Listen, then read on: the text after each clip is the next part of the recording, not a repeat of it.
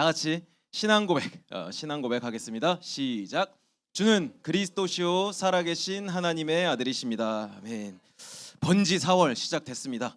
2024년 14번째 단, 우리 고등국에서는요, 살아서 역사하시는 아버지 하나님이라는 제목으로 오늘 말씀이 선포됩니다. 옆 사람이랑 이제 인사할게요. 하나님은 지금 살아서 역사하시는 우리 아버지이십니다. 아멘. 우리 고등국에 전에 없었던 이런 응답이 열매를 맺는 고등국의 여정을, 전무후무한 여정을 걸어가고 있어요.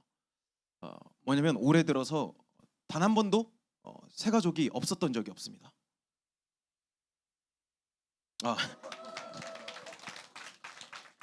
근데 오늘 막 새 가족 없으면 레전드. 뭐 어쨌든 뭐 새 가족이나 이렇게 오랜만에 온 친구들이나 정착한 이 친구들도 있겠죠. 근데 우리 예언교회 특이 있어요. 특. 보면은 딱 보면은 다 이렇게 메시지를 이렇게 받아 적는다는 거죠. 근데 그만큼 이제 뭐 갈급한 마음으로 메시지를 적는 친구들도 있겠고. 근데 우리 보면은 이게 왜 이렇게 적느냐? 사실 이제 과학적으로도 좀 증명된 내용이에요. 우리가 아무리 이렇게 명확하게 기억한다 하더라도 이 흐릿한 잉크를 이기지 못하거든. 우리가 명확하게 기억한다고 해도 우리 기억력은요 항상 사라지고 있거든요. 근데 좀 오늘 이렇게 해서 이 말씀이 나의 것이 되기를 원하는 갈급한 마음 누구나 있다라는 것을 주목님 알고 있거든요. 그래서 좀 부탁드릴게요. 여러분들이 이거 딱 적으실 때도 우리 새가족들도 이제 또 옆에 있는 친구 따라서 이게 적을 수도 있습니다. 근데 이게 타성에 젖어서 습관이 되지 않기를 바래요. 무슨 말이냐? 노트가 은혜 받아서는 안 된다는 거예요. 복음은요 정말 실제거든요. 어떤 것보다 복음은 실제고요. 이 말씀은요 어떤 날보다 나의 오늘 속에 현실적이고 사실적이에요. 그래서 노트가 은혜 받는 것 말고 내가 이 노트에 기록된 이 말씀을 현장에서 살아있음을 확인할 수 있도록 실제 말씀이 나의 오늘의 7일의 능력으로 역사함을 체험할 수 있는 오늘 되기를, 그런 마음으로 오늘 예배를 드리시길 바랍니다. 아시겠죠? 네, 이렇게 또 다정하게 또 이렇게 이야기를 하면 대답 잘해 주실 거죠? 좋습니다. 우리가요 이제 시작할 건데, 지난주에 13주차 강단의 여정 속에서 이 부활은 있다라는 이 부활절 말씀을 가지고 한 주간 살아왔어요. 성취될 이 말씀의 흐름 속에서 흩어졌다가 다시 이 자리에 모였죠. 주목님은 이제 여러분들 학교 현장에 매일마다 이제 전국에 있는 132개, 전국 세계와 전국에 있는 우리 렘넌트들이 132개의 고등학교에 있거든요. 4월 달부터 3월 달부터 시작해서 여러분들의 만나러 이제 매일 이렇게 월요일부터 금요일까지 학교 가는 날 여러분들을 만나러 가고 있습니다. 이렇게 순회하는 중에 지난주는요 특별히 주목님에게 있어서 새로운 이정표가 되었어요. 여러분들이 이정표가 된다, 어떻게 들리십니까? 여러분들의 인생에서 이날은 나에게 새로운 이정표가 됐어, 어떻게 들리세요? 이게 마치 뭐 나에게 새로운 이정표가 됐다는 거, 와씨 이거지 막 고라최 막 이러면서 막 신날 것 같죠. 막 탄성을 지를 만한 이 막 극적인 변화가 있을 것 같죠. 근데 꼭 뭐 그럴 수도 있겠지만, 그런데 성경에 있는 이 전도자들이 만난 이정표라던가 적어도 주목님의 인생을 두고 봤을 때 꼭 그렇지만도 않다라는 것을 좀 보게 돼요. 어떤 면에서는 이게 문제를 통해서 이게 새로운 이정표가 되는 역전자, 전환점이 되는 시간을 맞이하는 거죠. 그럼에도요 잃었던 지난 이정표를 만나는 시간표 중에서 이것조차도 하나님의 절대 은혜인 것을 성경에서 살아있는 말씀하시는 그 하나님이 지금 전도 주목님의 오늘 속에 살아서 역사하시는 아버지 하나님의 은혜임을 좀 보게 되었어요. 성경을 한번 보면은 뜨겁게 전도운동, 하나님의 마음을 시원케 하기 위해서 자신의 일생을 드렸던 전도자 한 사람이 있습니다. 바울이라는 인물이었어요. 이 바울이요 그리스도 예수를 주인으로 삼고 인생의 전환점을 맞이하면서 계속해서 현장을 파고듭니다. 이 복음의 절대 가치를 알아서 이 복음을 전하기 위해서. 그래서 아시아로 딱 들어가려고 하는데 문이 열리지 않는 거라. 인생의 길이 막혔을 때 바울에게는 그 날이 새로운 이정표가 되는 역사적인 순간이었거든요. 답답한 마음, 갈급한 마음이 집중이 되어버린 그 드로아의 밤에서 말이죠. 그 자리에서 기도하는 바울에게 하나님은요 그 기도 위에 극적으로 일하심을 보게 되었어요. 우린 성경을 통해서 이 흐름 속에서 보면 알고 있잖아요. 그런데 확실한 건요, 위기처럼 느껴지고 갈급하고 답답한 오늘 같은데요, 그것을 살아계신 전능하신 아버지 하나님께 가지고 가는 그 기도가 시작될 때, 지나고 나면 그 인생조차도 하나님의 절대의 은혜임을 고백하게 될 거라는 거예요. 여러분들이 지금 어떤 어려움과 환난과 고통 속에 있습니까? 어떤 갈등 속에 있어요? 그것조차도 하나님 앞에 다 내려놓을 수 있다면, 하나님께 기도할 수 있다면, 그것은 반드시 이것조차 하나님은 절대 은혜로 나를 축복하시는 그 시간이었구나, 보게 될 거라는 겁니다. 그만큼 오늘 여러분들이 이 말씀을 마음에 담고 이 영혼 속에 각인할 때 굉장적으로, 이 상당적으로 여러분들에게 좀 중요한 날이 된다라는 거죠. 24시 7일 이 복음의 말씀은 실제입니다. 우문현답이라 그랬어요, 그죠? 우리 렘넌트들에게 우문현답, 우리의 문제는 현장에 답이 있다. 말씀대로, 주몽님 오늘 메시지는요, 말씀대로 이 현장에서 보게 하셨던 것, 그리고 이 강단의 흐름 속에서 답을 찾게 하신 증거를 조금 나누겠습니다. 이 속에서 지난 강단의 말씀이 여러분들의 오늘 속에, 오늘 말씀 들으면서 지난 강단의 말씀이 여러분들의 오늘에서는 어떻게 성취되었는지 확인하는 시간이 될 거예요. 그래서 살리러 가야 하는 이 14주차 성취될 것을 확신하는 예배가 되기를, 그래서 오늘 예배를 통해서 여러분들의 인생, 여러분들의 24시 7일 속에 새로운 이정표를 맞이할 수 있는 인생 예배 되기를 예수님의 이름으로 축복드립니다. 주모님 지난주에 이제 학교 현장에서 아이들과 이제 쭉 만났죠. 근데 이제 여러분들의 실제 포럼을 들으면서 먼저 첫 번째, 살아계신 하나님입니다.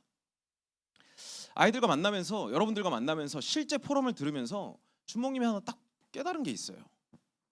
주몽님이 여러분들을 다 안다고 이렇게 좀 생각을 했던 것 같아요. 근데 이게 더 여러분들을 보게 되면서 더 기도하게 되고 하나님의 계획이 무엇인지를 더 선명하게 보기를 소망하는 시간이 되었어요. 그렇게 첫 번째 이정표를 현장에서 만나게 됩니다. 분명한 것은 여러분들도 나름의 최선을 다해서 영적 실제를 체험하기를 소망하고 있는 걸 봤기 때문이에요. 그런데 그 현장에서 뭘 봤냐? 살아계신 하나님에 대한 오해를 하고 있다. 두 명의 렘넌트와의 만남 속에서 그들의 고백을 보면서 공통적인 포럼이 있었어요. 어떤 포럼이었냐? 알고 있는데 어떻게 해야 되는지 모르겠어요. 이게 뭔 소리야? 알고 있는데 모르겠어요. 이게 뭐 안다는 거야? 모른다는 거야? 이런 얘기를 하는 거죠. 한 렘넌트가 이런 고백을 합니다. 한번 여러분 생각해 보세요. 이런 고백을 할 수 있다라는 게 좀 놀랐거든요. 저는 사람들에게 칭찬받고 인정받기를 원하는 것을 보게 되었어요. 근데 성경에선 나 중심, 물질 중심, 성공 중심이라고 말해요. 그런데 그것을 알고 있습니다. 저한테 있는 거. 근데 어떻게 벗어나야 되는지 모르겠어요. 내가 포장하고 있는 거 알아요. 말씀 앞에 서야 되는 거 알고 있어요. 근데 말씀 앞에 서는 게 어떻게 해야 되는지 모르겠어요. 어떤 방법을 찾으려고 하는 아이의 고백을 좀 보게 되죠. 주모님 보게 됐습니다. 얼마나 갈등이 되었는지, 얼마나 현장에서 치열하게 영적 싸움하고 갈등하고 있는지, 이런 이야기를 하기까지 원하든 원치 않든 말씀 안에 있다라고 생각했지만 현장에서는 이미 그렇게 되어버린 자기 자신을 보면서 얼마나 답답했겠냐고요. 그럼에도 주모님이 감사했던 것은 그 진짜 속 얘기를 이렇게 1대1로 만나고 그 학교 현장에서 만나니까 그 이렇게 포럼해 주는 것이 고맙기도 하고 또 기특하기도 하고 또 감사하기도 했습니다. 또 다른 렘넌트들은 현장에서 이런 얘기를 해요. 자꾸 위축이 되는 거라. 자기는 교회를 너무 사랑하고 하나님의 말씀을 너무 사모하고 이 고등국에서 직분을 맡고 사역하는 게 너무나도 행복한데 자꾸 위축이 돼서 숨어버리는 거라. 그러니까 얘기를 해요. 왜 자꾸 숨냐. 그러니까 이런 얘기를 합니다. 내 속 마음이 다 들켜버릴 것 같아서요. 사실은 난 그렇지 않은데 내 시기 질투가, 나만 생각하는 그 이기적인 마음이 들통날 것 같아서요. 그렇게 얘기합니다. 자기 자신이 또 포장하고 있는 걸 안다. 말씀 앞에 서야 되는 것을 안다. 그런데 어떻게 해야 되는지 모르겠다. 들통날 것 같아서 숨는다고 말해요. 이해는 해요. 왜냐하면 누구든 좋은 모습만 보여주고 싶으니까. 여러분들 뭐 이렇게 해서 주목님 여기서 여러분들에게 밉보이고 싶겠냐고요. 이렇게 정장 잘 차려입고 여러분들 앞에서 이렇게 머리도 잘 넘기고 이렇게 여러분들 앞에 서는 거 보면 잘 보이고 싶으니까 그렇겠죠. 누구나 이렇게 이해는 합니다. 좋은 것만 보여주고 싶은 것. 그런데 잘 보세요. 이 두 렘넌트들의 고백에 굉장히 합리적인 생각이고 맞는 이야기 같아요. 하나님을 사랑해서라고 말하지만 그러한 고백으로 인해서 나의 삶이 사실은 이 영적 실상을 전혀 보지 못하고 말씀에서 벗어나려고 하는 스탠스가 취해진다라는 거죠. 그럼 뭐가 문제입니까? 정확하게 간결하게 멘트하겠습니다. 말씀이 없는 데서 시작되는 거예요. 다시 말합니다. 근본을 놓치니까, 기억하지 못하니까 사단은 보란 듯이 그 틈을 파고들어요. 그래서 성경은요 우리에게 언약을 줍니다. 에베소서 4장 27절 말씀이에요.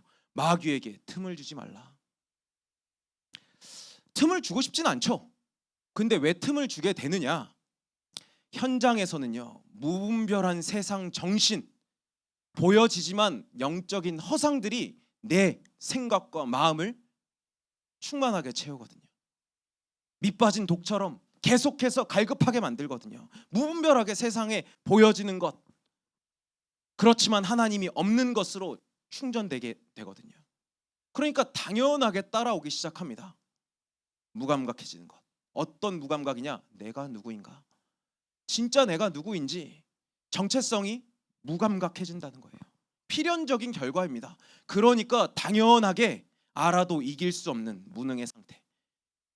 알아도 아는데 모르겠어요 말하며 어떤 말을 하는지도 모르는 상태. 끝났음에도 예수님은 다 끝냈다고 하는데 나의 오늘은 여전히 끝나지 않은 일들이 넘치는 것 같고, 그러니까 그대로 세상이 만들어 오는 그 수준에 끌려가는 게 너무나도 당연한 수순이 돼버리죠.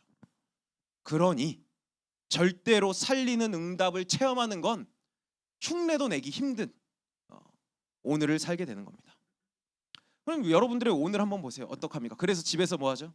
학교에서 뭐 하죠? 교회에서 뭐 합니까? 계속 이렇게 따봉을 날리잖아요. 어떤 따봉이에요? 하나님을 위해서 하나님 나이스 막 이렇게 해야 되는데 사실 핸드폰 이렇게 릴스 이렇게 딱 올리면서 자꾸 이렇게 스토리 올리면서 따봉 날리잖아요. 땀석 이 쇼츠 릴스 보는데 밤이 새도록 무의미한 이렇게 따봉을 계속 날립니다. 허무하게요. 아침이 되면 이렇게 다크서클이 이렇게 내려와서 여러분들 학교 가서 친구들한테 어떤 얘기하죠? 여러분들 한 번쯤은 들어봤을 거예요. 여러분들이 그렇게 시간을 보내고 있는데 학교 친구들이나 내 입에서는 이렇게 얘기를 해요. 나 불면증인가 봐.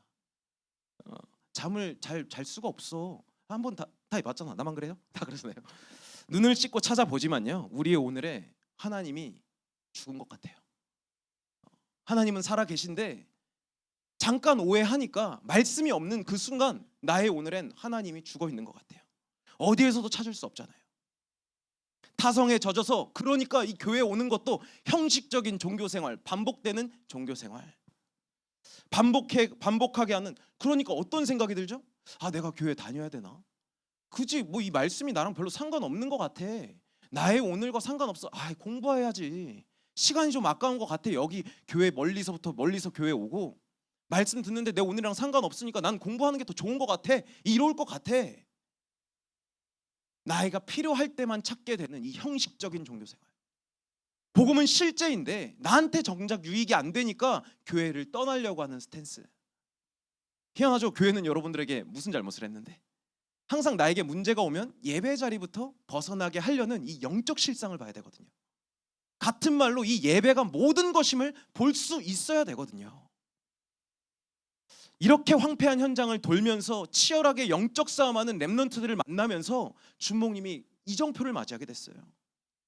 믿음을 지키기를 힘쓰면서 발버둥치는 소위 망대라고 하는 우리 렘넌트들을 만나면서 하나님께서 주목님의 마음에 결단하는 마음을 주셨습니다.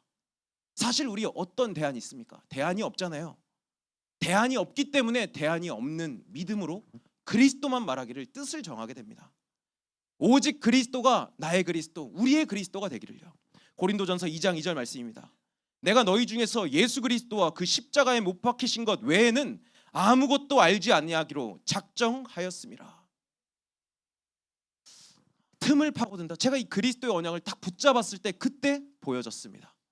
여러분들이 틈을 내어줘서 마귀가 그 틈을 타서 여러분들의 생각, 마음을 산산조각 금을 내고 깨려고 할 때 이 그리스도의 언약을 붙잡혔을 때 보여줬던 게 뭐냐? 그 틈으로 빛이요 다 깨져서 들어올 거라는 것을. 아 그래, 나 이렇게 다 금 갔어, 틈 졌어, 다 무너질 것 같아. 근데 그 틈을 통해서 그리스도 예수의 빛이 비춰질 것을 보게 하셨어요. 들어와야만 하기에 그 틈조차 하나님은 우리의 오늘의 역전자로 살아가게 하심을 증거할 거거든요. 여러분들 이제 내가 틈 탔어, 속을 것 같아, 알아야 되는데 잘 모르겠어, 이런 생각들이 올 때마다요 기억하세요. 아 지금이 그때가 살아계신 하나님을 만날 기회라는 것. 이보다 여러분들의 오늘의 살아계신 하나님이요 이보다 사실적이고요 인격적이고 실제적일 수는 없습니다. 아 현실적으로 그렇잖아요. 근데 이 복음은요 여러분들이 말하는 그 현실보다 더 현실적이에요. 누구나 예외 없이 하나님을 만나야만 살기 때문에 가장 실제적이고 사실적이고 현실적인 것이 우리가 지금 듣고 믿고 누리는 그리스도입니다. 인격적으로 그리스도를 만나야 돼요. 누구도 예외 없이요. 그래서 다른 것 말고 오직 그리스도만 말하기를. 주목님이 이 꿈이 그렇습니다. 누구를 만나든 이 날카롭고 선명하게 예수가 그리스도구나, 예수가 내 인생 모든 문제 해결자구나가 선포되기를, 그리스도로 붙들려지기를 기도하거든요. 그럼 이 살아계신 하나님을 만난 성경의 사람들을 한번 보겠습니다. 어떤 사람들이 살아계신 하나님을 만났는지요. 오순절날에 일어났었던 일입니다. 감람산에서요 부활하신 예수님을 만나서 복음으로 무장된 이 120명의 청년들이요 마가의 다락방에 모였습니다. 마가의 다락방에 모여서 뭘 했냐? 하나님께서, 부활하신 예수님께서 하나님 나라의 일에 대해서, 하나님 자녀의 신분과 권세에 대해서 계속해서 가르쳤거든요. 집중하게 하셨거든요. 하나님의 말씀, 생명과 같은 말씀을 붙잡은 제자들이 모여서 오로지 기도에 힘쓰기를 시작합니다. 그렇게 10일이 흘러가게 돼요. 오순절날이 이름에 살아계신 하나님이 나의 오늘에 실제로 임재하는 것을 체험하게 되는 그날이었어요. 그 자리엔 누가 모이게 되었냐? 15나라에 흩어진 디아스포라 제자들도 모였어요. 근데 그 자리에서 베드로라는 사도의 첫 번째 강단의 말씀이 선포됩니다. 배운 것 없는 어부였죠. 어부 출신. 근데 이 베드로가 어떤 얘기를 하냐? 성경에, 이 구약의 성경의 말씀을 들고 살아계신 하나님이 지금 능력으로 일하심을 증거하거든요. 사도행전 2장 21절 말씀입니다. 누구든지 주의 이름을 부르는 자는 구원을 받으리라 하였느니라. 말씀을 들고 살아있는 말씀을 선포하고 시작합니다. 끝을 내놓고 시작해요. 그리고 32절 말씀입니다. 이 예수를 하나님이 살리신지라 우리가 다 이 일의 증인이로다. 이 예수를 살리셨다. 근데 이 예수 살리셨다, 같은 말로 예수님은 죽었음을 말하고 있습니다. 근데 이 죽은 예수님을 하나님께서 살리셨다 선포하는데, 그럼 그 자리에 모였던 자들이 누구겠냐고요? 예루살렘 교회에 있었던, 그 마가의 다락방에 있었던 그 예루살렘 교회에 모였던 사람들이 누구겠어요? 오순절 날에 유대인이었을 겁니다. 근데 그 유대인들이 누구였을까요? 예수를 팔았던 자들 아닙니까? 예수님을 팔았던 자들. 아, 차라리 살인자를 살려주고 저 예수를 십자가에 매달아 죽여라 했었던 그 사람들도 덜어 있었을 거 아니에요. 그런데 그러한 자들 앞에서 베드로가 말씀을 들고 선포합니다. 누구든지 주의 이름을 부르는 자는 구원을 받을 것이다. 조건이 없다. 누구든 예수님을 만나야 구원받는다 선포합니다. 사도행전 2장 36절 37절입니다. 그런즉 이스라엘 온 집은 확실히 알지니 너희가 십자가에 못 박은 이 예수를 하나님이 주와 그리스도가 되게 하셨느니라 하니라. 그들이 이 말을 듣고 마음에 찔려 베드로와 다른 사도들에게 물어 이르되 형제들아 우리가 어찌할꼬 하거늘. 그렇죠. 예수님을 팔아넘겼었던 죄인들이 말씀을 듣고 어떻게 해야 될지 갈 바를 몰라서 목사님 앞으로 모이는 겁니다. 우리가 어떻게 해야 됩니까? 물어본 거예요. 자, 지난 우리 6일 한번 보자고요. 이 말씀이 그렇게 예수님을 팔아넘겼었던, 하나님이 없는 것처럼 살았던 나의 오늘이 이 현장에 모였었던 무리들의 오늘처럼 들려지십니까? 하나님의 살아계심을 의심했던 우리가 무분별하게 세상 정신을 받아들이면서 무감각해진 우리에게 지금 하나님이 말씀하세요. 정체성을 회복할 수 있는 기회가 지금 주어진 겁니다. 놓칠 겁니까 여러분들? 예수를 팔았던 나일지라도 믿는 자에게 살아계신 하나님의 구원이 능력으로 일하심을 막을 수 없음을 여러분들 믿는다면 보게 될 겁니다. 누구도 예외 없이 하나님을 만나야만 살기 때문에. 그날 일어났어요. 사도행전 2장 40절 41절입니다. 또 여러 말로 확증하며 권하여 이르되 너희가 이 패역한 세대에서 구원을 받으라 하니 그 말을 받은 사람들은 세례를 받으며 이날에 신도의 수가 3,000이나 더하더라. 120명에서 시작되었었던 예루살렘의 교회입니다. 베드로라는 전도자 한 사람의 설교 한 번에 3,000 제자가 일어나기 시작해요. 중요한 건요, 바로 지금이거든요. 강단에서 흘러나오는 이 생명의 말씀 앞에 서는 것이 여러분들이 살아나는 오직이 될 수 있는 첫 번째 스텝이 되는 것이에요. 여러분들의 지금 여기 있습니다. 이 말씀을 기억하면서 여러분들이 오늘의 성취됨을 확증하는 위로의 증인 되길 예수님의 이름으로 축복드립니다. 그렇다면요, 두 번째입니다. 역사하시는 하나님이에요. 이 살아계신 하나님께서 이제는 나의 현장 속에, 나의 24/7일 속에서 어떻게 역사하는지를 봐야겠죠. 하나님은 대체 어떻게 역사하실까? 마태복음 16장 13절 14절 말씀입니다. 같이 읽겠습니다. 시작. 예수께서 빌립보 가이사랴 지방에 이르러 제자들에게 물어 이르시되 사람들이 인자를 누구라 하느냐? 이르되 더러는 세례 요한, 더러는 엘리야, 어떤 이는 예레미야나 선지자 중에 하나이다.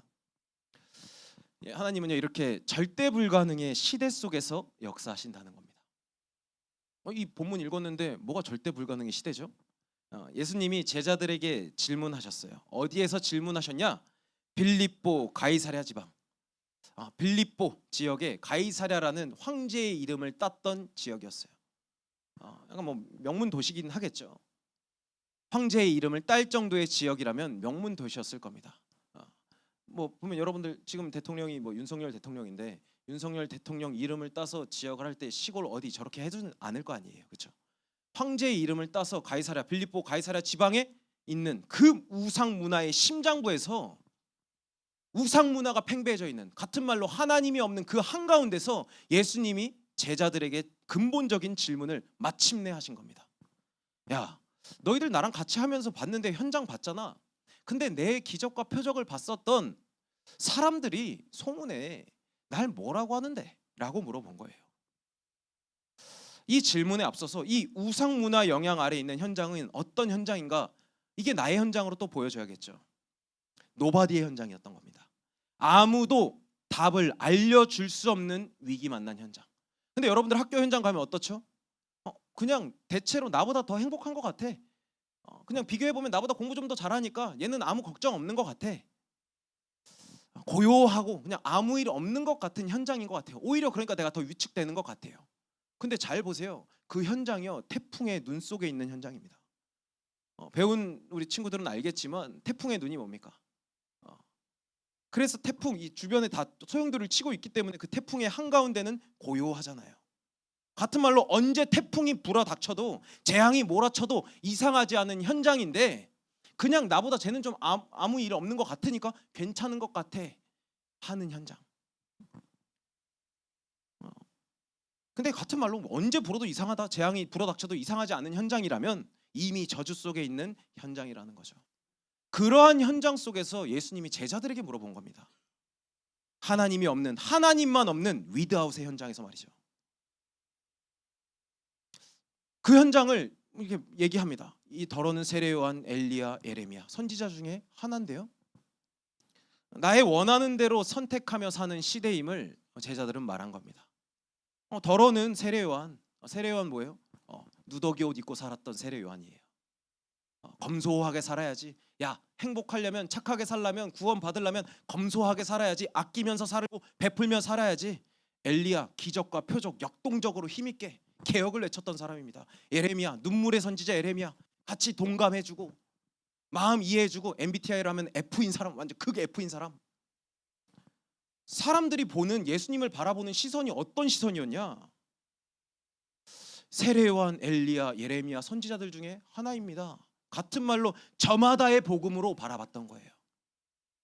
내 입맛대로의 복음으로 바라보면서 예수님은 나의 이 문제를, 내 문제를 해결해 주실 분이야.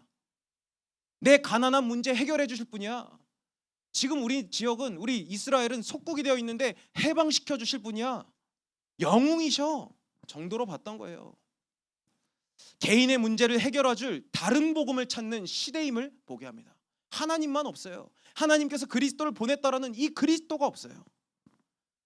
그런데 그렇게 선택하며 사는 시대지만 로마의 속국이 되었던, 근데 어떤 것도 해결되지 않고 그 문제가 후대들에게 직격탄되는 시대의 문제 속에 있었던 거죠. 예수님이 원하시는 건 이겁니다. 아무것도 되어지지 않고 아무것도 변하지 않을 것 같은 절대 불가능 노바디의 현장 속에서 역사하심을 보게 되는 거죠. 이 해답이 필요한 현장이며 그 해답을 가지길 소망하는 하나님의 소원 속에 여러분들이 부름받았다라는 거예요. 예수님이 지금 여러분들을 부르는 겁니다. 이 시대 속에 나의 오늘도 여전한 현장이구나 라는 게 보여지고 인지가 된다면 하나님의 소원이 여러분들에게 좀 들려지겠습니까? 여전한 현장, 위드아웃의 상태를 그대로 가지고 있는 청소년 현장 말이죠. 하나님만 없잖아요. 하나님만 없는 위드아웃의 현장 아닙니까?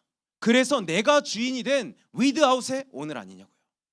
다른 복음을 찾아서 세상의 문화와 흐름을 쫓아가지만 진정한 행복은 없는 오늘 아닙니까? 점검해 보자고요. 내가 원하는 대로 살지만 계속되는 문제 앞에서 이 바닷물을 계속해서 퍼마시는 것 같이 갈증이 가증되는 오늘 속에 있지 않냐고요. 여러분들 친구들 한번 보세요. 바닷물 계속 마시면 갈증 난다고 바닷물 마시면 어떡하죠? 더 목이 맥히게 됩니다. 예수는 그리스도 인생 문제, 모든 문제 해결자라고 하는데 여러분들은 오늘 어떻습니까?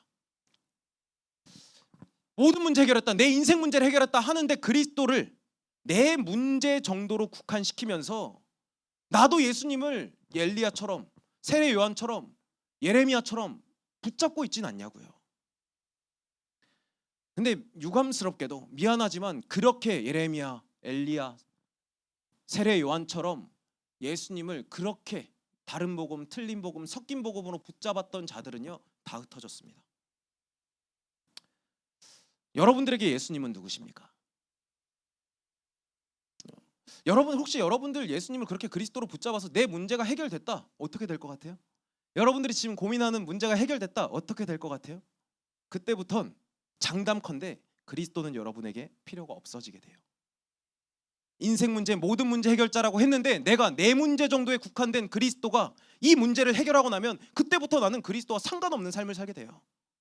그럼 자 보세요. 여러분들이 이 문제가 있는 것이 진짜 그리스도를 붙잡을 수 있는 기회가 되는 겁니까? 아니면 이 문제가 해결되지 않아서 그리스도가 있네 없네 불신앙할 수 있는 낙심의 조건이 되는 겁니까?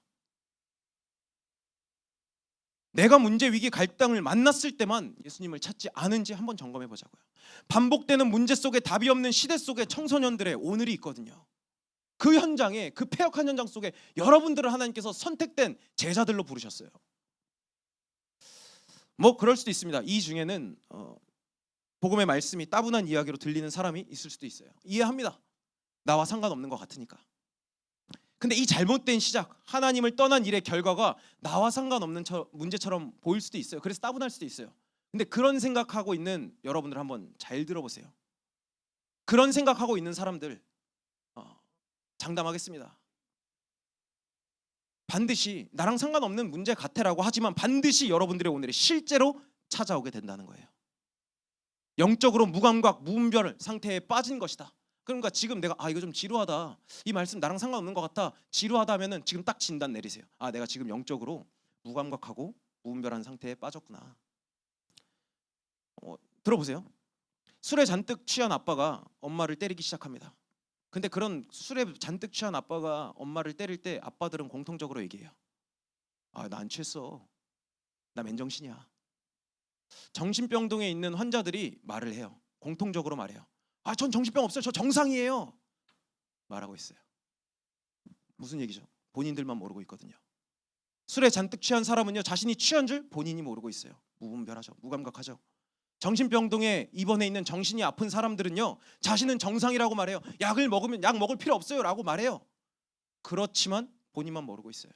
보고 있지 않습니까? 영적 문제가 뭔지 몰라요. 그 사람들은 뭔진 모르지만 그 시작을 모르지만 정신의 문제, 육신의 질병 속에 고통하고 있는 게 우리의 현실, 우리 학교 현장 속에 실제로 일어나는 일 아니냐고요. 매일마다 자살 충동을 느끼는 친구들이 있잖아요. 뛰어내리겠다라고 하는 애들이 있잖아요. 약 먹고 있는 친구들이 있어요. 어디 가도 불안해서 버틸 수 없는 공황 장애에 시달리는 친구들이 있어요. 근데 어디서 시작됐는지 몰라요. 영적으로 완전히 무분별한 상태, 무감각한 상태, 완전히 무능의 상태. 근데 그러한 정신의 문제, 육신의 문제 선택하는 사람이 어디 있습니까? 답이 없는 것 같지만 피할 수 없죠. 영적 문제가 뭔지 모르지만, 시작을 모르지만 이게 사실이고 실제 아닙니까? 실제 현장 아니냐고요. 시대 속에 오늘 개인은 고통하고요, 가정은요 가문의 대물림 속에서 아예 체념해 버립니다.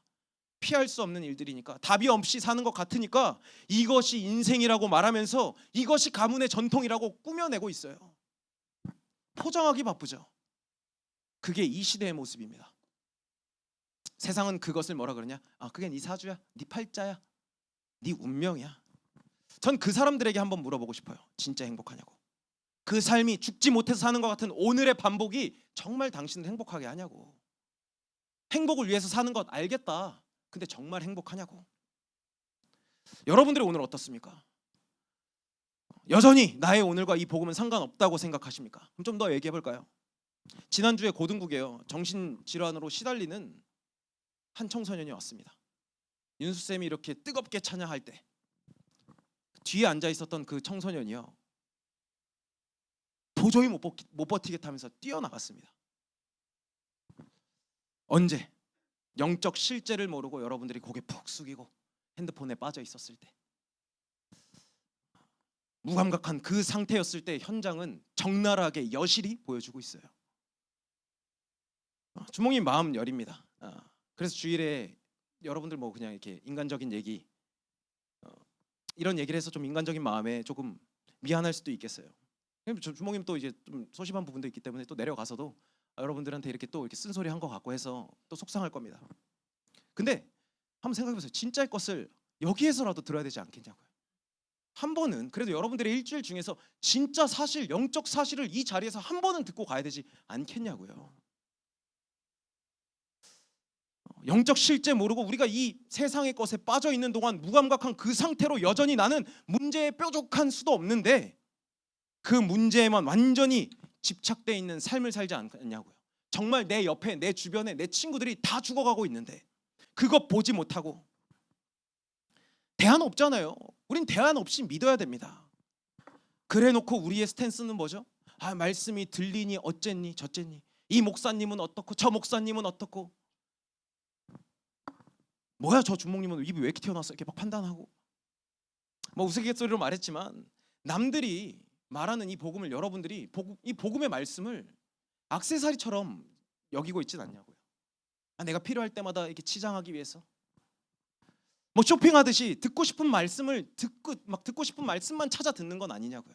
하나님은 지금 여러분들의 오늘 전능하신 하나님, 여러분들을 누구보다 사랑하시고 여러분들밖에 없는 것처럼 바라보시고 지키시고 인도하시는 하나님이 말씀하시는데, 주의 종을 통해서 마치 쇼핑하듯이 저 목사님 말씀은 은혜가 돼, 이 목사님 말씀은 지루해, 졸려, 저 목사님은 저 주목님이 입이 너무 튀어나왔어, 뭐 부담스러워, 막 이러지 않냐고요. 근데 여러분들 있잖아요, 예수님의 말씀은요 생명입니다.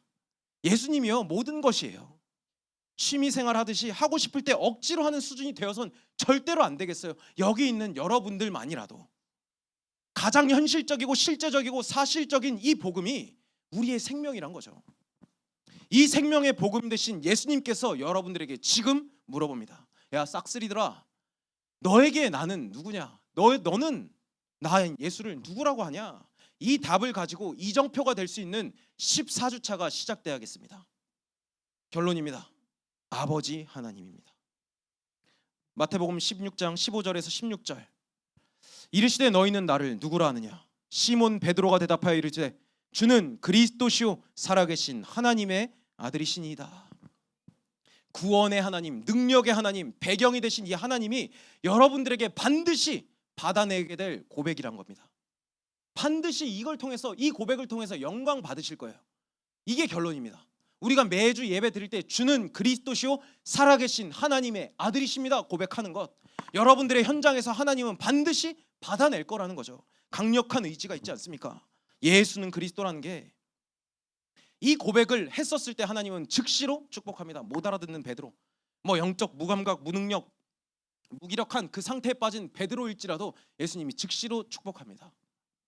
뭐라 하냐? 17절 말씀이에요. 예수께서 대답하여 이르되 바요나 시몬아 내가 복이 있도다. 이를 내가 알게 한 이는 혈육이 아니요 하늘에 계신 내 아버지시니라.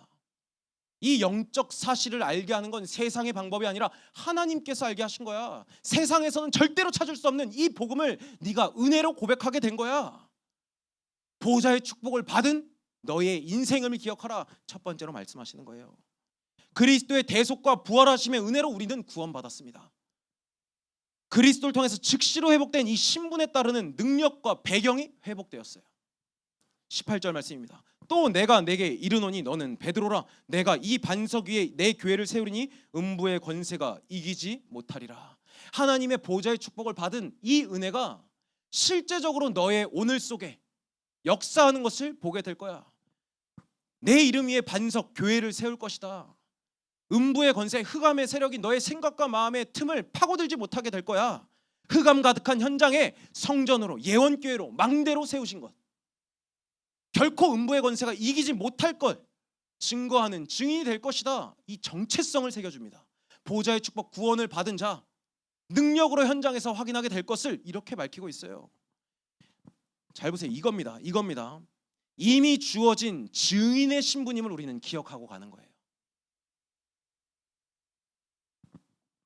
이 언약을 붙잡으면 땅끝까지 증인이 되리라. 성취의 시작이 여기서 되는 겁니다. 이어서 19절 말씀입니다. 내가 천국 열쇠를 내게 주리니 네가 땅에서 무엇이든지 매면 하늘에서도 매일 것이요 땅에서 무엇이든지 풀면 하늘에서도 풀리리라 하시고, 이 그리스도 예수의 이름을 가진 것이 모든 것이다. 너의 배경이 되는 것이다. 천국 열쇠가 되는 것이다. 완벽히 보장된 인생임을 보는 거예요. 우리가 이 땅에 사는 건 나그네 인생이라고 합니다. 우리는 완벽히 보장된 인생, 결국은 천국의 배경이 확정된 인생이기 때문에 예수의 이름에 능력을 주신 거죠. 그걸 언제 줬냐? 지금 오늘 누리라고. 여러분들이 가는 패역한 현장 속에 이 예수 이름의 능력을 붙잡으라고 천국의 열쇠를 지금 주셨다니까요. 그 천국의 열쇠가 어떻게 이루어지냐? 네가 땅에서 매는 것 하늘에서도 매일 것, 땅에서 푸는 것 하늘에서도 풀릴 것이다. 예수의 이름의 능력을 가지고 예수님의 이름으로 기도할 때 그것이 응답되는 것을 패역한 현장 속에서 보게 될 것이다. 너는 이 일의 증인이 될 거야. 하나님 말씀하셔요. 모든 일 앞에 기도할 때 응답하시겠다는 단호하게 약속하고 있거든요. 이 모든 축복이 예수 그리스도를 통해서만 회복될 수 있는 유일한 축복입니다, 여러분들. 이 믿음으로 지금 살아서 역사하시는 우리는요, 하나님을요 아빠, 아버지라고 부를 수 있어요. 기도할 때 어떻게 합니까? 아버지 하나님. 그럼 어떻게 합니까? 찾기만 하면 돼요. 아버지를 찾을 때 하지 않을 수가 없죠. 정상적인 아빠라면 맡기면 됩니다. 그래서 말씀하셨잖아요. 수고하고 무거운 짐진 자들아 다 내게로 오라. 다 내게로 오라. 누구도 예 없어. 너희 모든 염려를 주께 다 맡기라. 어떤 것도 상관없어. 다 맡기라. 다 내게로 오라. 내가 다 책임진다니까. 하나님 말하고 있어요. 여러분 현장에서 뭐 할 겁니까? 번지. 이렇게 던지는 겁니다. 번지 어떻게 해야 되는데요? 이렇게 하는 거예요. 다 맡기고 다 찾는 겁니다. 하나님을 아버지라 부르며.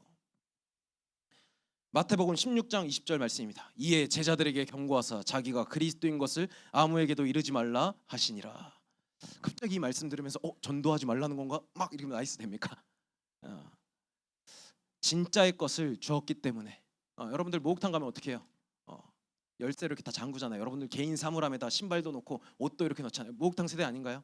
좀 아잔가요? 사우나 세대. 사우나 가면 어떻게 돼요? 친구들이랑 사우나 가면 이 양머리 할 때 어떻게 해요? 옷은 다 여러분들의 귀중품들은 딱 잠가 놓잖아요. 왜 때문에 이렇게 예수님이 말하냐? 이렇게 예수님은 그리스도이십니다 하고 나서 모든 축복 다 주시고 나서 예수님이 제자들한테 딱 이렇게 귓속말로 하는 겁니다. 야, 내가 그리스도 맞긴 해. 근데 그리스도인 건 말하지 마. 왜 이렇게 얘기할까? 왜 이 중요한 것을 말하지 말라고 하는 건가? 어쩌란 말이냐? 진짜의 것을 가질 수 있는 개인화의 시간이기 때문이에요. 이 복음이 정말 나의 복음이구나. 하나님의 복음이 나의 오직 복음이 되는구나. 먼저 현장에서 확인할 기회. 하나님을 아버지라 부르면서 살아서 역사하심을 체험하면 그때는요, 전도해라 말아 하더라도 말하지 않으면 참을 수 없는 그 상태가 될 것이기 때문에 그것을 기대하길 바랍니다. 이 하나님의 복음, 아브라함, 이삭, 야곱의 하나님이 지금 나와 함께 하시는구나 체험할 기회임이 분명해진다는 것을 붙잡고 이제 현장으로 가는 겁니다. 언약이 각인되는 청소년기입니다. 열매를 맺을 수밖에 없도록 뿌리 내리는 7일이 주어졌어요. 결국 청소년 현장의 복음화, 이 체질을 갖추는 여러분들의 평생이 될 겁니다. 그래서 이 하나님의 삶 오직과 삶 오늘 속에 하나님 정말 나와 함께 하시는구나, 살아서 역사하시는 이 하나님이 나의 아버지 하나님이시구나, 날마다 신앙을 고백하는 14주차 24/7 되기를 예수님의 이름으로 축복드립니다.